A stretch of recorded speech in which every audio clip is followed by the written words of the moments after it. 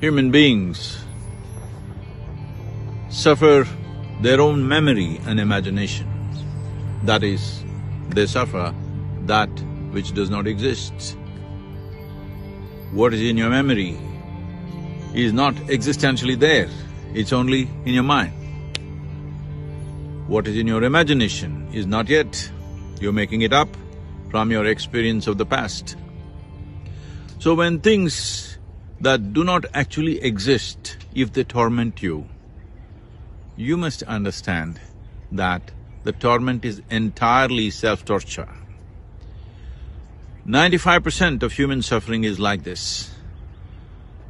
The 5% of suffering that comes because of disease, death, war, famines, this has considerably come down compared to how it was in the past for our generation of people.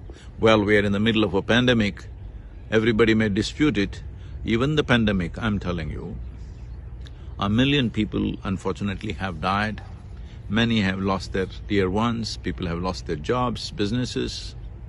I understand that. But most of the suffering is in your mind. You create this suffering. Your mind should work for you. Your mind should work, your memory and imagination are the greatest faculties that you have.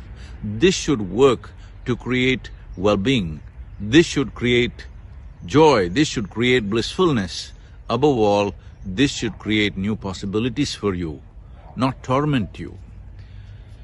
Taking charge of your mental faculties is one of the most important things that needs to be taught to our children.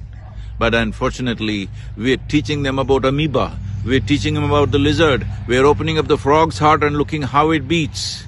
But our education system has done nothing to teach generations of people to understand how our faculties function and how we can make them function for our well-being. If we make all our faculties, particularly our memory and imagination, function for our well-being, we can decide individual destinies and also the common destiny of this generation. We can take charge of it. The power of being a human being is all your faculties must take instructions from you. They must be under your control. They must do what you want them to do. If your memory and imagination are playing up without your permission, you simply suffer either your memory or your imagination. You may call it stress, you may call it anxiety, you may call it depression. Essentially, you lost control over your faculties. There is a whole science.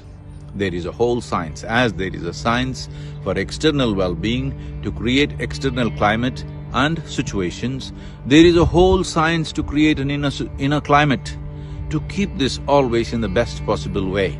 This is what yoga means. May you know yoga and may you know the joy of being alive.